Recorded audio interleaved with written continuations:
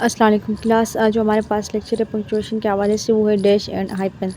Dash punctuation में आप dash और हाइफन को किस तरह इस्तेमाल करेंगे इसके बारे में हम पढ़ते हैं। चलिए क्लास स्टार्ट करते हैं। ये दोनों चीज़ क्या है और किस तरह हमने सेंटेंसेस को इनके अंदर इस्तेमाल करते हैं। स्टार्ट करते हैं। हमारे पास सबसे पहले है डैश।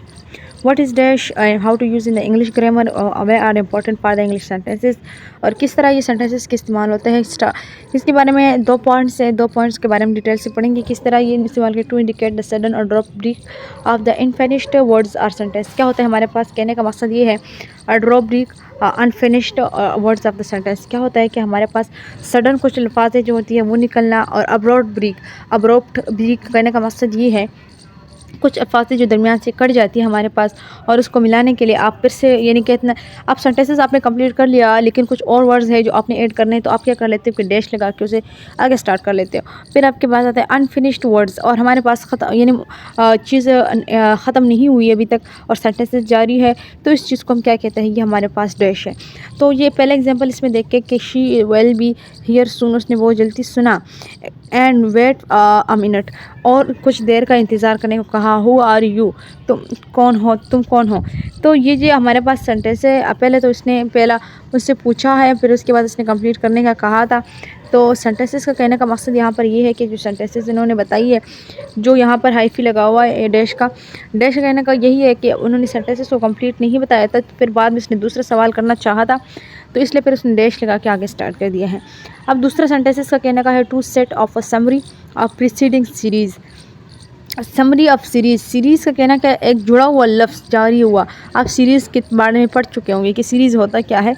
फिर summary of the preceding, summary एक एक्सप्लेन वाली चीज़ है जिसमें बहुत सारे अल्फाज, बहुत सारी लाइनें हो, उसको हम क्या कहते हैं कि हमारे पास समरी है। फिर समरी को स्टार्ट करना और इसमें हमारे प्रीसीडिंग सीरीज़ को आपने पॉइंट्स के साथ लगा देना, तो ये क्या कहलाता है हमारे पास, ये हमारे पास wording of the summary preceding series है। एग्जाम्पल देखो, फूड, क्लोथिंग, शेल्टर। तो इसको जारी करने के, ये इन्होंने सिर्फ फूड, क्लोथ, शेल्टर लिखा हुआ है। सीरीज़ का कहने का मकसद ये है जो वर्ड्स आपके पास आगे आगे बार बार आ रहा है और इसको सीरीज़ पे लिखते जा रहे हो, तो इंग्लिश की ग्रामर में उसे आप क्या कहते हो कि ये हमारे पास डैश ऑफ द सीरीज़ है, और इसको आप अक्सर क्या कहलाते हो, डैश लगा के आगे स्टार्ट करते हो। Okay class, I hope you can be dash understand.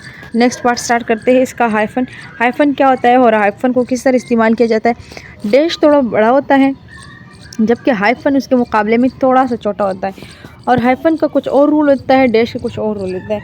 To join two or more words serving is on the angle adjective. दो या दो से ज़्यादा अल्फाज को जमा करना और इसे एक एडजेक्टिव को शक्ल देना, ये हाइफन कहलाता है। हाइफन का क्या होता है, वन में स्ट्रीट, वन में एक रास्ता, यानी जो थोड़ा सा बयान किया हुआ है ये रास्ता, स्ट्रीट, गली। चॉकलेट कवर पेनेट, चॉकलेट कवर पेनेट का मतलब यहाँ पर ये है कि उसने जो कवर्ड किया हुआ है चॉकलेट के ऊपर, कवर्ड पेनेट्स, और यानी आप कहते हैं अखरोट को इसके ऊपर लगा के दिया हुआ है, तो इसमें जो ये छोटा सा डैश लगा हुआ है ये एक मीनिंग कंप्लीट करने के लिए है कि इसने मीनिंग कंप्लीट किए हुए है। सेंटेंसेस के और अल्फाज, पहला डैश के कहने का मकसद ये था कि मैं आगे और कुछ भी कहना चाह रहा हूँ, लेकिन यहाँ पर ये क्या कह रहे हैं कि मैं एक वर्ड्स को कंप्लीट करके बता रहा हूँ, तो इन्होंने वर्ड्स को कंप्लीट करने के लिए एक छोटा सा हाइफन लगाया जाता है। ठीक है। अब दूसरे इसका रूल है use hyphen with the compound number, और अक्सर ये कंपाउंड नंबर के भी दरमियान लग जाता है। कंपाउंड दो लफ्ज़ को कहते हैं, दो लफ्ज़ के दरमियान जब लगाया जाता है तो उसे क्या कहलाता है, ये हाइफन होता है। फर्स्ट 40 60, ये दरमियान में 40 और 60 के दरमियान लगा हुआ है, ये भी हाइफन ही है। Our the match love teacher, ये जो आवर मैच लव टीचर जो हमारे पास होता है ये हमारे पास क्या कहलाता है, ये भी हमारे पास हाइफन ही होता है। और ये इस्तेमाल करने का तरीका यही है कि ये सेंटेंसेस को यूज़ करते वक्त आप इस बात का ध्यान देते हो कि ये हमारे पास, अब मश लव तो नहीं कर सकते थे क्योंकि मश लव अगर आप साथ लेती तो कुछ और ही बनता, इसलिए आपने सेंटेंसेस को ज्वाइन करने के लिए थोड़ा सा हाइफन लगा के उसे कंप्लीट करने का तरीका दिया हुआ है। Okay class, you can be understand in those point, क्योंकि ये जो पॉइंट्स है इज़ वेरी इंपॉर्टेंट है आपके पास। इसके जो नेक्स्ट हमारे पास है कुछ जो रूल्स है वो आप देखें। पहले उसके दो पॉइंट्स थे वो मैंने बता दिए, भी कुछ और रूल्स है। To avoid the confusion of the अवाक वर्ड कम्बिनेशन लेटर, क्या करता है दरमियान में भी एक वर्ड्स को अब सेमी इंडिपेंडेंट अगर मैं लिखती तो आप लोग क्या करते, सेमी, अगर इसके अंदर ये हाइफन ना होता तो क्या होता है, आपको समझ ही नहीं आता कि क्या है। सेमी इंडिपेंडेंट का मतलब यहाँ है कि आधा हिस्सा इंडिपेंडेंट का हो, तो वो उन्होंने हाइफन में बता दिया। ये इस तरह भी हाइफन इस्तेमाल कर सकते हो। फिर रिज़ाइन का कहने का मकसद ये है अब मैं रिज़ाइन को साथ लिखती रिसाइन, तो आप लेकिन क्या करना था कि ये रिसाइन तो है, लेकिन ये हाइफ़न तो आपको समझ ही नहीं आता कि रिसाइन का, फिर आप जाके उसमें देखते इंग्लिश ग्रामर में कहाँ से इसकी मीनिंग मिलेगी। बच्चे इसकी कोई मीनिंग नहीं होती, बट आपको इसको रिज़ाइन का ये होता है कि आप दोबारा रिसाइन करवाइए या कुछ और, तो आप सेंटेंसेस को इसलिए लगाए डैश को लगाते हो कि इस चीज़ की तो मीनिंग आप ना बताएं, आप इस चीज़ को मुकम्मल करके दे दें। ठीक है। दूसरा इसका फोर्थ पार्ट है use with the prefixes. Prefixes किसे कहते हैं? और विद सफिक्स। अच्छा क्लास, मेरे पास प्रीफिक्सेस और सफिक्स ये जो है इम्पॉर्टेंट होती है, ये इसके ऊपर मैंने एक अलग लेक्चर्स ली हुई है और आप उनको भी ले लें एक दफ़ा और इनको समझें, ये इंपॉर्टेंट होती है। यानी इसमें ये होता है हमारे पास वर्ड्स को एक बाद में बताते हैं, दूसरा फर्स्ट में बताता है। तो यहाँ पर एक्स डायरेक्टेड सेल्फ इशूड, जो सेल्फ इशूड होता है ये हमारे पास प्रीफिक्स में आता है, और सफिक्स जो पहला बताता है। Class I hope you understand, ये पहला आता है और ये हमारे पास बाद में इस्तेमाल होता है। इस तरह सेंटेंसेस को हम क्या कहते हैं कि ये हमारे पास क्या है, हाइफन की वर्ड्स को इस्तेमाल ऐड कर सकते हैं।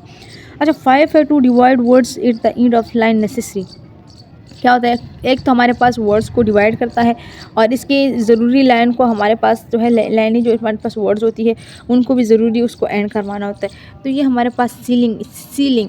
अब सेल, तो अगर मैं सेल लिखती ING लिखती तो आप लोग क्या लगता कि हो रहा है सीलिंग, बट सीलिंग नहीं हुआ, वो कह रहे हैं कि ये सील कर रहे हैं, अभी कर रहे हैं। उनके कहने का मतलब ये है ये सील हम अभी कर रहे हैं। अगर मैं SELLING साथ लिखती तो इसका कहने का मकसद ये होता कि आपका सीलिंग हो चुका है, आप ये कर रहे हैं कि वो सील कर रहा है या हो चुका है। आप ये नहीं कहते कि ये अभी नहीं हुआ, लेकिन इसका कहने का मकसद ये है कि ये सीलिंग अभी हुआ नहीं है। कहने का वर्ड्स ये कह रहा है कि हमारे पास कुछ वर्ड्स ऐसे भी हम इस्तेमाल कर लेते हैं हाइफन के थ्रू पर, कि हमारे पास जो वर्ड्स होते हैं उसके दरमियान में अगर हम लगाते हैं वो चीज़ हमारे साथ ही होती है, अगर वो अभी नहीं है लेकिन आप लोगों के लिए ही है। ठीक है class, I hope you understand hyphen. देखो क्लास, ये जो है हमारे पास लेक्चर्स होते हैं इज़ अ वेरी इंपॉर्टेंट है, ये बहुत ज़्यादा हाइफन और जो है हमारे पास डैश, क्योंकि ये मोस्टली इस्तेमाल होता है। Okay class, I hope you understand my lectures and kindly share with fellow friends and attend daily working on my lectures. Okay, अल्लाह पामान, कमेंट शेयर।